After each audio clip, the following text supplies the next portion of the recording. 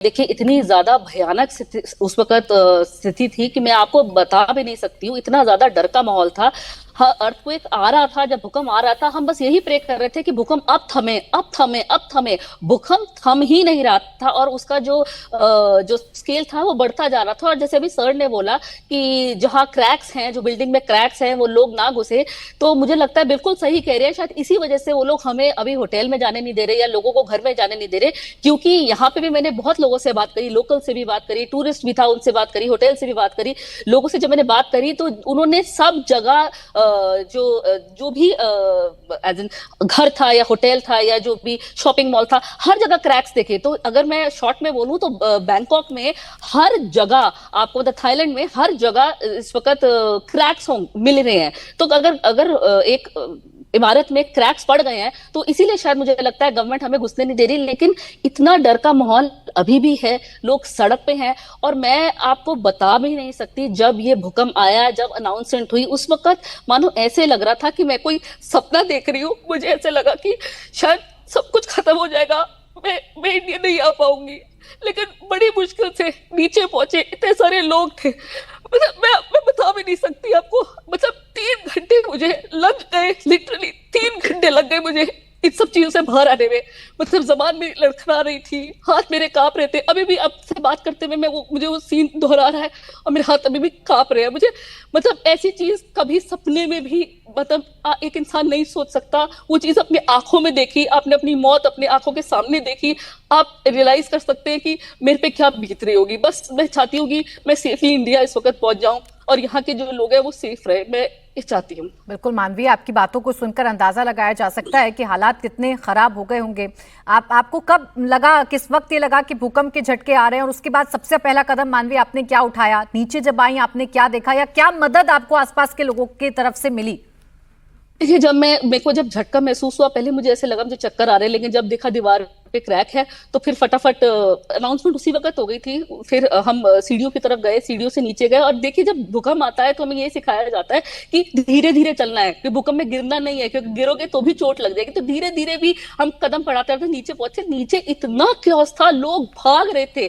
आधे देखो सुबह का टाइम था, दोपहर के मतलब 1 बजे थे। लोग आधे लोग सब अपने काम पे थे, सब अपनी दुकानें छोड़ के भाग रहे हैं। क्योंकि और अगर आप बैंकॉक की बात करें, यहाँ पे इमारत बहुत बड़ी बड़ी होती है, 170, 130, 140 इतने बड़े बड़े फ्लोर्स होते हैं। मतलब छोटे, मतलब कम फ्लोर्स की बिल्डिंग नहीं होती है। तो इतने फ्लोर से नीचे आना ही अपने आप में एक टास्क था। और मैंने कई लोगों को देखा कि वो कहते हैं मैं 30 फ्लोर से आया हूं, मैं 80 फ्लोर से आया। तो 80 फ्लोर से अगर आप सीढ़ियों से उतर रहे हैं तो सोचिए कितना मुश्किल है। 15 मिनट उनको नीचे उतरने में लग गया। और नीचे आने के बाद आप ये सब कुछ देख रहे हैं, लोग एक दूसरे पे गिर रहे हैं। और जब लोग एक दूसरे पे गिर रहे हैं उसमें भी चोट लग रही है। तो मुझे भी थोड़ी सी चोट लगी। लोग आए हेल्प करने, जैसे यहाँ के लोग बहुत हेल्पफुल हैं, लोकल बहुत हेल्पफुल है। अगर आप बोले यहाँ का स्टाफ भी, जो होटल के स्टाफ है वो भी बहुत अच्छे हैं। फर्स्ट एड लेकर के आए, सबकी मदद कर रहे थे, एम्बुलेंस में लोगों को भेज रहे थे हॉस्पिटल। और जो लोकल लोग गुजर भी रहे थे वो भी उठा उठा के अपनी गाड़ियों में लेके जा रहे थे। पर मैं वो सीन नहीं बता सकती। मेरे अभी भी मतलब मेरे रूह कांप जाएगी, मेरे रोंगटे खड़े हो गए। मैं वो आपको नहीं सीन बता सकती कि वो 5 मिनट मेरी जिंदगी के कैसे थे। भगवान ना करे ऐसे कभी दोबारा देखे। बिल्कुल बिल्कुल मानवी, शब्दों से बयां जो चीज नहीं हो पा रही है वो तस्वीरों को देखकर महसूस की जा सकती है। वो तस्वीरों को देखकर डरावना मंजर हमारी आंखों के सामने आ रहा है, जब धरती कांप उठी हो और बड़ी से बड़ी इमारत जो है ताश के पत्तों की तरह ढह गई हो। ऐसे में सबसे बड़ा सवाल डॉक्टर बीके जी, जैसा भी मानवी बता रही थी कि नीचे हम आ रहे हैं, धीरे धीरे चलने की सलाह दी जाती है, आप भूकंप के तेज झटके महसूस कर रहे हैं, तो ह्यूमन नेचर है, सबसे पहले पैनिक होंगे, सबसे पहले घबराहट होगी कि हम क्या करें। हम अगर ऊंचे फ्लोर पर हैं, हम अगर 80th फ्लोर पर हैं, हमें नीचे आना है, उस वक्त क्या करना चाहिए, क्या कदम उठाने चाहिए कॉमन मैन को? ये सबसे पहले तो अपने आप को बचाना है ना। फिर अपने, क्योंकि सबसे पहले लाइफ सेफ्टी सबसे इम्पोर्टेंट है। तो या तो ये है कि हम क्योंकि ऐसे में नॉर्मली एलिवेटर्स बंद हो जाते हैं, जो भी उससे नहीं जा पाएंगे 80 फ्लोर से, तो वहीं पे अपने जो है किसी टेबल के नीचे या उसके साइड में, ताकि कोई दीवार आप पे नहीं गिर सके, कोई मान लो सामान है वो उस पे नहीं गिर सके। तो सबसे पहले है अपने आप को बचाना है। और अपने आप को बचाने के लिए यही है कि कोई भी आपके पास हिट नहीं होना चाहिए किसी से भी। और उसके बाद में फिर सराउंडिंग में जो भी हैं उनके करिए। तो इसमें यही है कि और जब छोटा भूकंप आता है तो क्रैक्स तो नहीं आएंगे, लेकिन फैंस वगैरह हिलने लगेंगे तो भी है वो ये फिर बड़ा भी हो सकता है।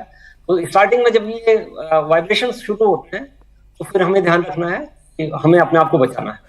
बिल्कुल, देखिए जिसका घर पूरा का पूरा झुक गया हो एक तरफ, वो तस्वीर भी इस वक्त हमारे टेलीविजन स्क्रीन पर चल रही है, उन लोगों पर क्या बीत रही होगी, या जिसकी बिल्डिंग नीचे गिर रही हो, या बिल्डिंग से स्विमिंग पूल का पानी नीचे आ रहा हो, या घर का सामान हिल रहा हो, तो क्या हालात होंगे अंदाजा लगाया जा सकता है। मानवी उससे बता भी रही हैं क्योंकि महसूस उन्होंने किया है वो खौफनाक मंजर।